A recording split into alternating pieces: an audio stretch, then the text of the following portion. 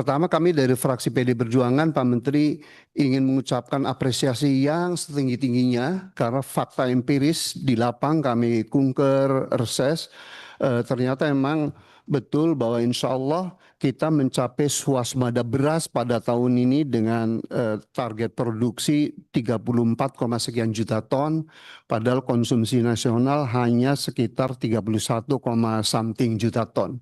Jadi selamat, ini era kebangkitan pertanian seperti prediksi kami waktu RDP pertama, Pak Menteri. Yang kedua, fakta NTP pun kami mencermati dari 119 tahun lalu sekarang mencapai 124,3, dan realisasi anggaran pun tidak jelek, yaitu bulan Oktober mencapai 72% dan insya Allah Desember kita mencapai 93,8% ya. Mudah-mudahan dalam kriteria BPK Pak Menteri 93,8 itu udah prestasi yang bagus, tidak mungkin 100%. Sekali lagi selamat ya. Cuman kami dapat data juga dari BPS Pak Menteri ya, bahwa ternyata kalau pendapatan petani, Ibu Ketua, sampai saat ini sektor pertanian tuh masih terendah tuh Pak, yaitu sekitar 2,4 juta ton per bulan rata-rata ya. Sedangkan rata-rata nasional 2,7 juta per bulan. Jadi sebagai mitra Serjati kami menyemangati Pak Menteri dan jajaran, Pak, bagaimana kesejahteraan petani not only based on NTP, bukan hanya berdasarkan nilai tukar petani, tetapi real income, Pak.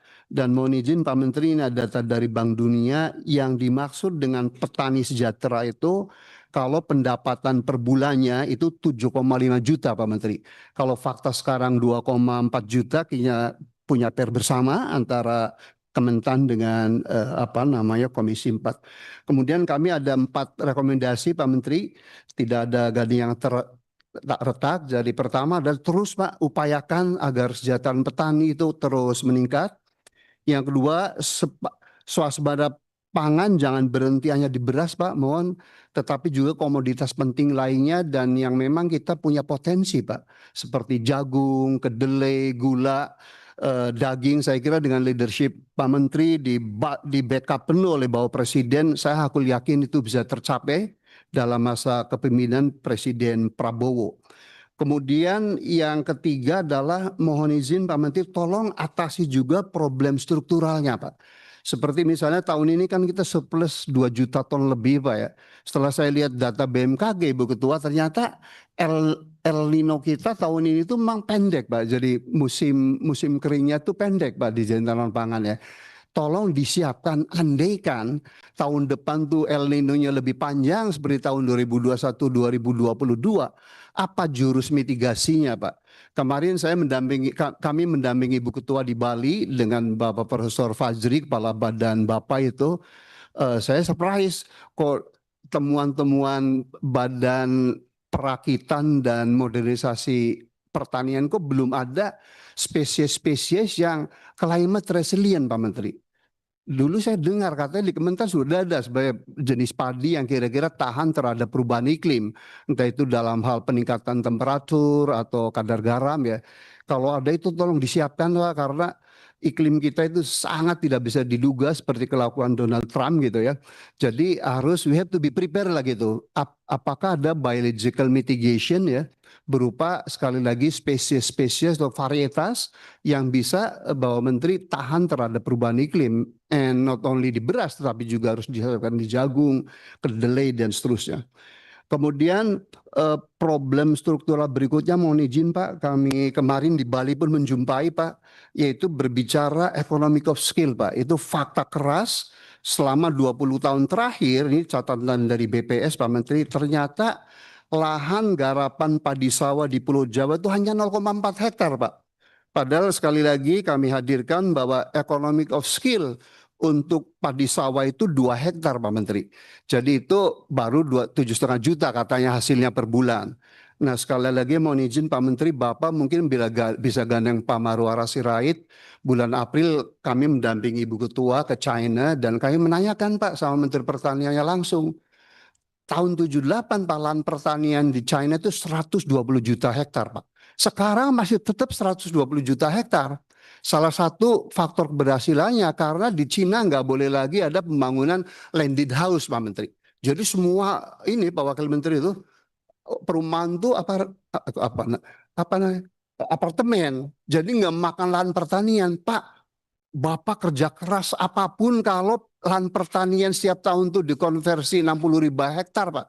Kemarin di Bali kami mendampingi Ibu Ketua, laporan dari Kepala Dinas Pertanian Bali itu bahwa konversi lahan itu secara nasional sekitar 60.000 per tahun ya.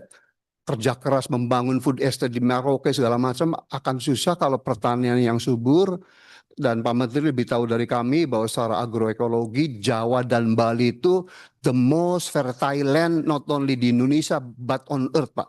Itu harus pertahankan, Pak. Bapak punya power, Pak, untuk membujuk Pak Marwara Sirait. Nggak ada lagi tuh yang namanya lahan pertanian di Indramayu, Cirebon tuh jadi perumahan, Pak. Otherwise kita susah. Kemudian problem struktural ketiga, Pak Menteri, mohon izin, itu adalah penurunan kualitas tanah, Pak. Kami dapat data dari IPB dan Litbang Pertanian Bapak dulu bahwa kualitas tanah di Jawa itu sudah mengalami penurunan sangat serius, yaitu berupa soil compaction, makin menurunnya mikroba dan penurunan unsur hara. Jadi saran kami, mohon izin Pak Menteri, bukan berarti menggurui, mungkin back to pupuk organik, Pak. Kalau zaman Pak, mohon izin, Pak Yassin Limpo ada trauma, Bapak kan punya inspektur jenderal, Bapak punya litbang, Bapak punya IPB, punya Unhas, punya UGM, diaudit aja, Pak. Mana produsen pupuk organik yang kurang ajar itu yang ditutup, Pak.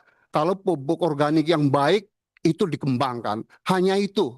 Saya ingin tekankan Jepang sekarang pertaniannya 70%, Bapak tahu lebih tahu dari udah menggunakan pupuk organik, Pak.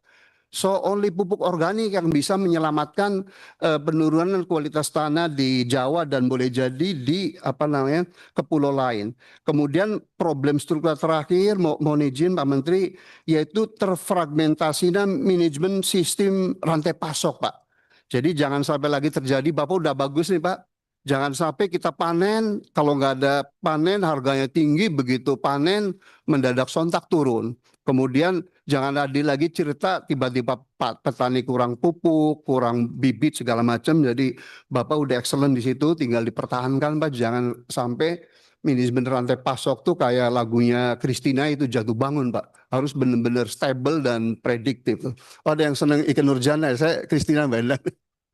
Kemudian keempat, temuan di lapang, Pak Menteri mohon izin ya, itu ternyata kualitas L-Sintan, dapil kami di Cirebon, Pak Rohmin, itu kayak kualitasnya nggak seperti dulu tuh, kayak combine harvester, ternyata ganti merek, terus ini. Jadi mohon itu dipilih kualitas yang bagus, Pak Menteri mohon izin, karena petani sangat terbantu dengan apa namanya, bantuan Al-Sintan, Pak Dirjen, termasuk IRPOM, sangat welcome, Pak. Cuman katanya kualitasnya kok berubah, Pak Rohmin. Zaman dulu kok waktu zaman Wonosobo kan dapil itu kualitasnya begini, begitu. Nanti saya laporkan detail, Pak. Kemudian yang kedua yang kami jumpai di lapangan soal irigasi, Pak. Irigasi brutal, Pak, itu. Sudah ada yang rusak, kurang, dan seterusnya. Jadi kalau polisi Pak Menteri sekarang udah dengan bantuan benih, pupuk, irigasinya diperbaiki, itu mantap sekali, Pak.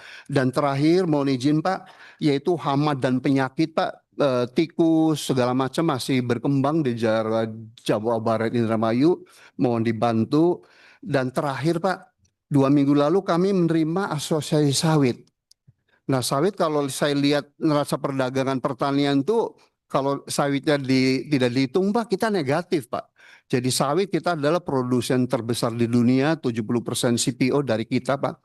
Nah, cuman dengan apa namanya, Satgas PKH itu gebiau ya, Pak Menteri. Ada perusahaan sawit yang udah bagus itu ditindak juga, dihukum, Pak. Jadi kalau saran saya, Pak, mohon izin karena sawit kan ini andalan kita pertanian, Pak. Kita punya nama baik di sektor kita tuh karena devisa dari sawit itu tuh 39 miliar US dollar, Pak. Jadi tertinggi kedua setelah migas kan. Jadi kalau itu diporak-porandakan, mohon maaf ya, karena aksi Danantara yang gerusa-gerusu ya, mohon maaf di Danantara pun jujur, Pak, karena kita ingin membaiki bangsa, Pak Prabowo sangat serius ya, kompetensi pun kurang di situ, Pak. Mana yang ahli sawit praktisi sawit. Jadi sekarang 3,7 juta hektar tuh diambil alih ke Satgas, Satgas kasih si Danantara nggak kerjain sendiri Pak. Dikembalikan lagi sama pengusaha nakal dan seterusnya. Jadi kami mohon kewibawaan Bapak dan powerful Bapak itu digunakan Pak. Selamatkan sawit dengan cara benar-benar teliti Pak. Kalau pengusaha yang nakal memang harus dibabat Pak. Tapi kalau yang baik Pak, tolong dijaga Pak. Saya sepakat dengan Ibu Ketua tadi bahwa sumber-sumber pertumbuhan ekonomi yang sudah ada jangan dihancurkan Pak. Kita pengangguran tertinggi di sepanjang sejarah kita Pak. Pabrik tekstil sekarang 90% udah gulung tikar Pak. PHK di mana-mana. Jadi kalau sektor pertanian yang jadikan andalan, lalu yang sudah ada sumber pertumbuhan dihancurkan, berdosa kita semua. Jadi mohon Pak, dengan kewibawaan Bapak, sekali lagi pengusaha sawit yang baik harus dilindungi Pak, jangan direbut tanahnya ke Danantara, tetapi yang nakal harus dihajar Pak.